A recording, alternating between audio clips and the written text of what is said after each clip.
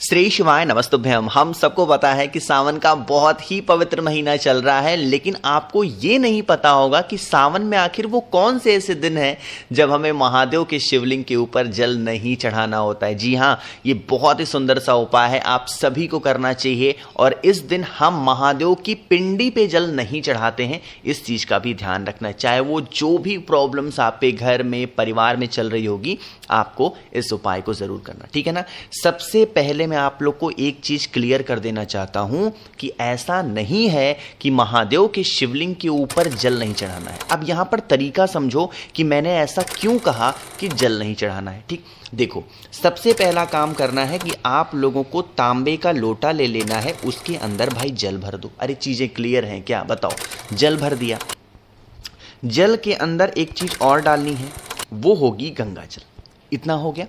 अब आप इस कलश को लेके पहुंचोगे महादेव की शिवलिंग के पास में। इस सावन के पवित्र महीने में कोई से भी दिन आप कर सकते हो, जब भी आपको मौका मिलता हो। ठीक, जैसे आप महादेव के शिवलिंग के पास पहुंचे, अगर आप गुरु जी की कथा को फॉलो करते हो या फिर जो मैं उपाय बताता हूं उसे फॉलो करते हो, तो आपको मैंने एक बार नहीं हजारों बार बताया है कि महादेव का पूरा परिवार शिवलिंग के ऊपर ही विराजमान है। बताया है, जैसे पूरा परिवार जब शिवलिंग के ऊपर विराजमान है, तो जो आपके पास में कलश में जल है उसे हम कहां कहां चढ़ाएंगे, समझो। पहले सबसे पहले शिवलिंग के राइट साइड में स्थान होता है भगवान गणेश का, तो आप लोग को जल चढ़ाना है थोड़ा सा। यहां बार बार जल को लेना नहीं है, एक ही कलश से इस पूरे उपाय को करना है, ठीक है ना।